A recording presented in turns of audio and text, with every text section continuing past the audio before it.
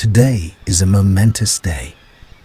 Today, Nanda will begin to teach her baby how to walk.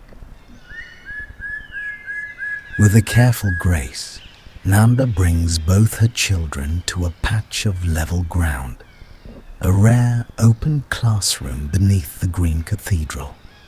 She lowers herself, allowing the little one to tumble gently from the safety of her fur onto the cool, forgiving earth. The lesson begins, not with force, but with opportunity. She creates space, and she is not alone in her teaching. Nanda's second-born, a yearling daughter, sits close. Her eyes are bright, alert. She is no longer the baby, yet she remembers. And in that memory lies a deep, instinctive kindness. She watches her wobbling sibling, her body poised not to interfere, but to soften a potential fall. A tiny hand might steady a stumbling back. A gentle nudge might guide towards their mother. This is a family's first curriculum, taught with patience and guarded with love.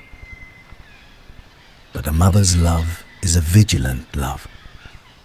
Nanda's embrace is not just affection, it is a fortress. She holds her infant close, her arms a protective circle. Her eyes, deep and watchful, constantly scan the periphery. For this classroom has other visitors, playmates, and potential dangers. Among the troop, there is Piper's daughter. She is all youthful exuberance, her play often bold, sometimes reckless. She has a particular fascination with the newest, smallest members of the troop. To her, a baby is the most captivating toy, something to carry, to cuddle, to dash away with in a game of chase. But a game for her could be a peril for an infant still learning the strength of its own limbs. A journey too far, a grip too loose, a fall from an unwise height. Nanda knows this. Her understanding is as clear as the stream water, so her vigilance is constant, unyielding. She grants no permission for her little one to be taken on such an adventure. Her body is a barrier, her gaze a warning. She thanks her second-born for her helpfulness, but the primary duty of risk assessment is hers alone. She is calculating every variable, the distance to the nearest hard route, the enthusiasm of the other juveniles, the unpredictable flight path of a startled butterfly that might cause a stumble. It is a calculus of care, performed silently, endlessly. And what of the teacher's aide, the yearling daughter? If we look closely, we see a conflict stirring in her young heart. She watches her baby brother nuzzle into their mother's chest, suckling, bathed in undivided attention. A faint, almost forgotten longing flickers in her eyes. She would like, just for a moment, to reclaim that privileged grade of the youngest, to feel that exclusive comfort. She sidles up to Nanda, making a small, plaintive face, a silent petition for a return to a past that is now closed to her. But she is daring. The march of growth is irreversible. She cannot shrink back into infancy. So she simply sits, close, but not that close. Her expression holds a complex brew, pride in her new role as helper, mixed with the sweet sorrow of a chapter past. She is learning too, learning that to grow is to sometimes watch from a new distance. Nanda sees this. Her wisdom extends beyond the physical. She gently draws her second daughter to her side, not to her chest, but to a patch of rich soil and fallen leaves. Here, she begins a different lesson. With deliberate, slow movements, Nanda lifts a broad leaf. Beneath it, the world teems with tiny life. She points, her finger careful, to a grub, a beetle, a treasure trove of protein. This is the next vital skill: how to find food. This is not a lesson for the infant, but for the child in between. It is a gift of purpose. You may not be the baby anymore, it seems to say, but you are now a provider in training. Your value is immense. The yearling watches, her earlier melancholy replaced by intense concentration. She mimics her mother, lifting leaves with exaggerated care, peering into the micro-world. She tries so very hard, her little brow furrowed. This is her path forward, from suckling to searching, from dependence to contribution. And now, the family circle widens. Nanda's eldest daughter, almost fully grown, joins them. She sits, a calm, sentinel-like presence. Her role is different again. Less hands-on teacher, more guardian of the perimeter. She watches the trees, the other monkeys. Nanda, the commander of this little unit, acknowledges her with a glance. She is managing her children's education and security in tandem, ensuring no one is neglected, that all are seen, all are held in their own way. Now, the little one is awake, energized by its mother's milk and the thrill of the new world. The flat ground is suddenly not enough. Its eyes lock onto a sapling, a sloping trunk, a mountain to be conquered. With a burst of joyous energy, it scrambles, its tiny feet pushing against the earth. It is going to climb. But just as its momentum builds, it feels a familiar tug. Nanda has caught its tail, not yanking, not punishing, but anchoring. The infant is undeterred. It strains, it chirps in protest, a bundle of pure will. Nanda holds firm, her grip a gentle, unbreakable tether. Her eyes are not on her struggling child, but on the branches above, where Piper's daughter swings, watching with keen interest. The risk calculus is active. A baby's eager climb could become, in an instant, a plaything carried into the dizzying heights. The mother's grip on the tail is the boundary between encouraged exploration and dangerous folly. It is love, expressed as A. Another figure arrives, Cherry, a monkey known in the troop's subtle politics for being opportunistically fond of young ones. She moves with a nonchalant grace, edging closer to Nanda, her eyes flicking towards the infant. She's looking for a lapse, a second of distraction, a chance to swoop in and claim the baby for her own curious cuddle. Nanda's body tenses. The classroom has become a potential battlefield. In one fluid, powerful motion, she sweeps the infant up and ascends to the safety of a thicker branch, high above the intrigue. But here, in this safe haven, another trouble stirs. Nanda herself quivers. A slight nausea grips her. Remember yesterday? She too was foraging, teaching by example, and ate some insects from under the wet leaves. Perhaps one did not agree with her. Even the teacher is vulnerable, is fallible. She must care for herself to care for them.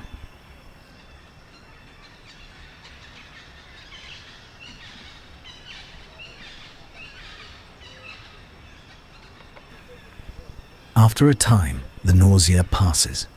The watchful cherry loses interest and moves on. Nanda, ever adaptive, changes the lesson plan. She descends not to the leafy floor, but to a sun-dappled patch of fine river sand. This is a masterstroke. The sand is soft, forgiving for tumbles. It is also different. The unfamiliar texture underfoot is a new sensory lesson for the baby. Nanda sets the little one down. The infant's feet sink slightly. It looks down, puzzled, then delighted. It takes a step, the sand yielding, holding, teaching balance in a new way.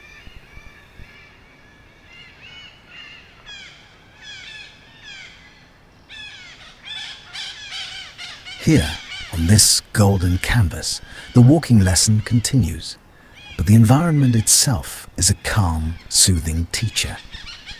Nanda's plan is twofold: to let her own stomach settle and to let her child learn resilience on a gentle, unpredictable surface. This lesson, adaptation, is never explicitly taught, but constantly demonstrated.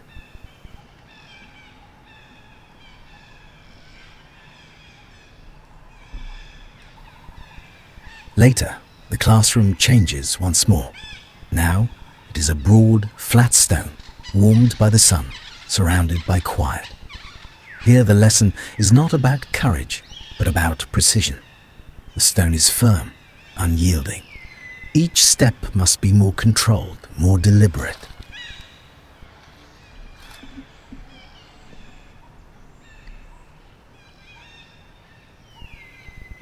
The little one is fascinated by this new stage. It walks in a trembling tiptoe gait, its focus absolute. And then its curiosity expands. It reaches not for its mother, but for the world. A blade of grass at the stone's edge, a fallen flower petal. It brings them to its mouth, nibbling, tasting, its face a comic mask of concentration and surprise.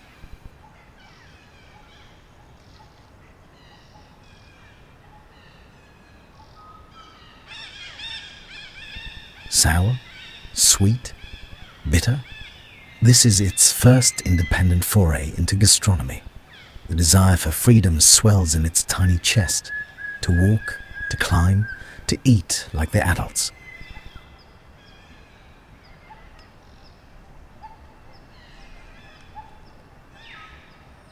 But Nanda knows the biological truth.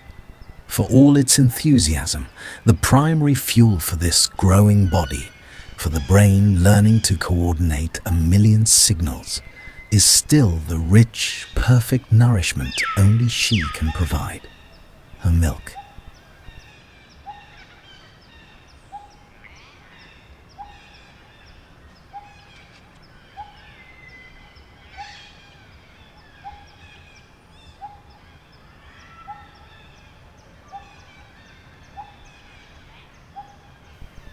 The longing for independence and the biological need for dependence exist in the same small beating heart.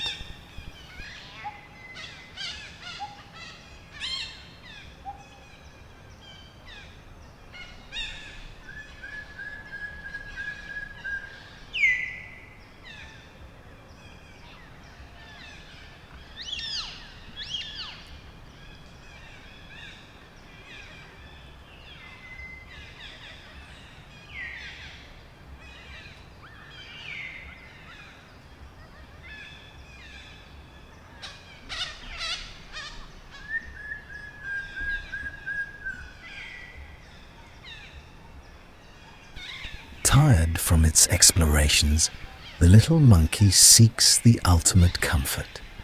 It nestles into its mother's chest, finds the familiar warmth, and drinks. This is not a setback, but a replenishment. The milk is the reward for effort, the fuel for the next attempt. It is the delicious, vital thread that ties each lesson together.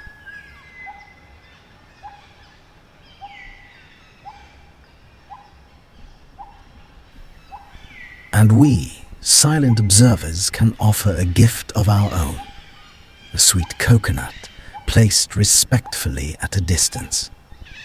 For Nanda, too, must eat. Her teaching is draining. The sweet water and flesh are a bounty for her, giving her the strength to continue giving.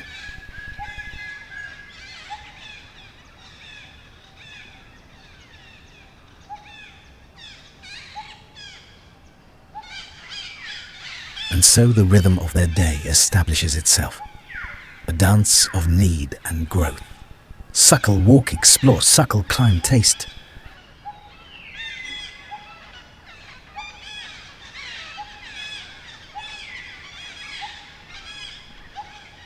Nanda moves her child from place to place, from soft earth to scratchy sand, from flat stone to the gnarled root of a tree. Each location presents a new challenge, a new texture, a new micro-world to taste. The habit is formed. Fulfillment leads to curiosity, which leads back to the need for fulfillment.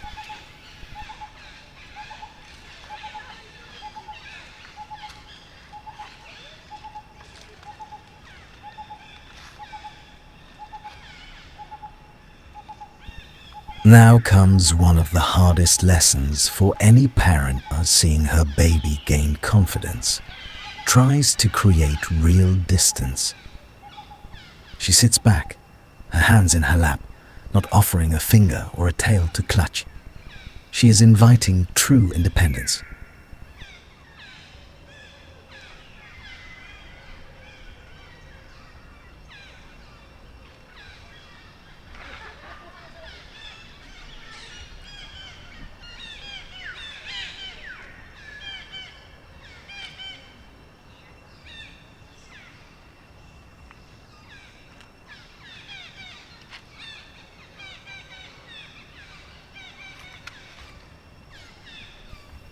The little one takes a few wobbling steps into the void of empty space. For a second, it seems to manage.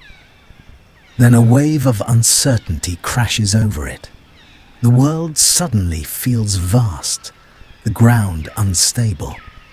With a panicked chirp, it turns and scrambles back at full speed, throwing itself into the solid, furry haven of its mother's embrace.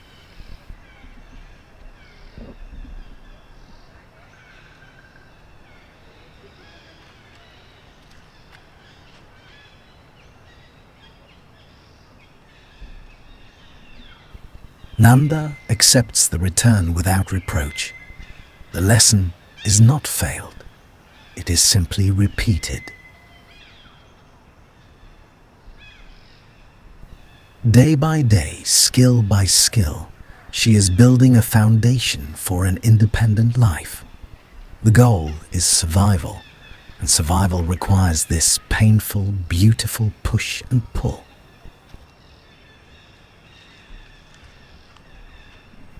Sometimes the little one, in its zeal, overreaches. It tries to pounce on a rolled fruit as if it were a ball, and instead tumbles head over heels. It lands in a soft pile of leaves, more shocked than hurt. It looks to its mother, expecting rescue.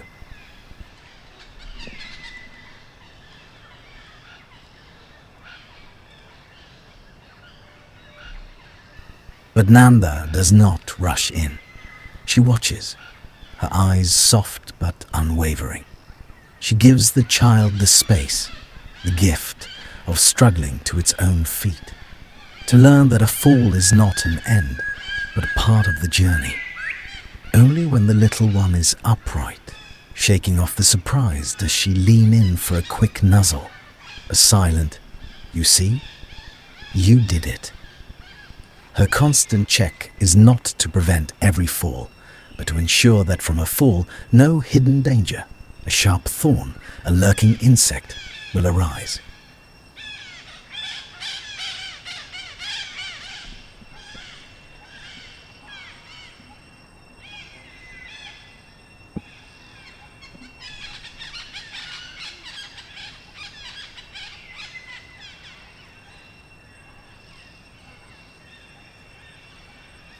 And there is another, subtler lesson.